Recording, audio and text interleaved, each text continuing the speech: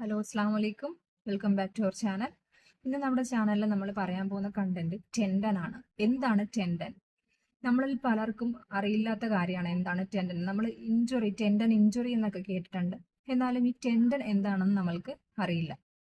അപ്പോൾ ടെൻഡൻ എന്ന് പറഞ്ഞു കഴിഞ്ഞാൽ നമ്മളെ ഹ്യൂമൻ ബോഡിയിലെ മസിൽസിനെ, പേശികളെയും എല്ലുകളെയും തമ്മിൽ ബന്ധിപ്പിക്കുന്ന ഒരു കണക്റ്റീവ് ടിഷ്യൂ ആണ് ടെൻഡൻ എന്ന് പറയുന്നത്.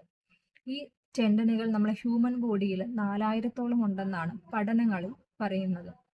ടെൻഡൻ നിർമ്മിച്ചിരിക്കുന്നത് നമ്മളെ ഹ്യൂമൻ ബോഡിയിലെ തന്നെ പ്രോട്ടീനായ കൊളാജൻ കൊണ്ടാണ് നിർമ്മിച്ചിരിക്കുന്നത്. ടെൻഡനുകൾക്ക് നമ്മൾ ചലന ഞരമ്പെന്നാണ് പറയുന്നത്. ആ ചലന ഞരമ്പിലെ ചലനത്തെയാണ് ടെൻഡനുകൾ നമുക്ക് പ്രാവർത്തികമാക്കി തരുന്നത്. അതായത് ടെൻഡന്റെ മെയിൻ ബെനിഫിറ്റ്സ് എന്ന് പറഞ്ഞാൽ ചലനശേഷി.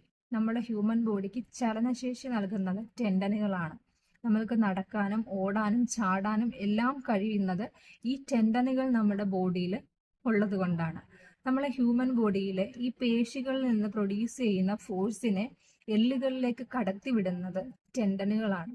അതേപോലെ നമ്മുടെ ജോയിൻസിനെ സ്റ്റെബിലൈസ് ചെയ്ത് ഉറപ്പിച്ചു നിർത്തുന്നത് ഈ ടെൻഡനുകളാണ്.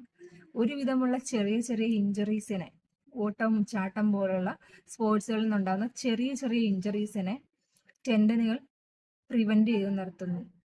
റേഞ്ച് ഓഫ് മോഷനെ സഹായിക്കുന്നു. അതോടൊപ്പം എനർജി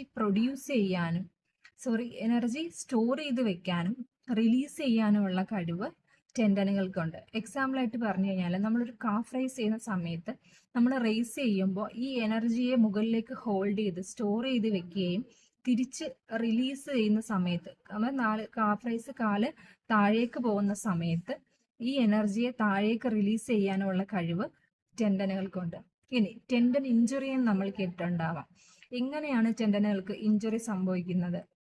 അതായത് ഒരേ റെപ്പറ്റേറ്റീവ് ആയിട്ടുള്ള ആക്ഷൻ, അതായത് നമ്മൾ ടെന്നീസ്, ക്രിക്കറ്റ് അതേപോലുള്ള ഒരേ റേഞ്ച് ഓഫ് മോഷനിൽ ചെയ്യുന്ന, ഒരേ രീതിയിൽ ചെയ്യുന്ന ആക്ഷനുകൾ, അതുപോലെ നമ്മൾ ടൈപ്പിംഗ് ഒക്കെ ചെയ്യും. നമ്മൾ എപ്പോഴും ഈ ടൈപ്പിംഗ് ജോലിയിലൊക്കെ ഉള്ള ആളുകൾ അവരുടെ വിരലുകൾ എപ്പോഴും ഇങ്ങനെ ചലിച്ചുകൊണ്ടിരിക്കും.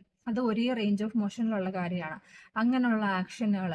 പിന്നെ ഏജ്ഡ് ആവുന്ന സമയത്ത് നമ്മളെ ടെൻഡനുകളുടെ ഫ്ലെക്സിബിലിറ്റി കുറയും. അപ്പോൾ നമുക്ക് ടെൻഡൻ ഇഞ്ചുറി ഉണ്ടാവാൻ സാധ്യതയുണ്ട്.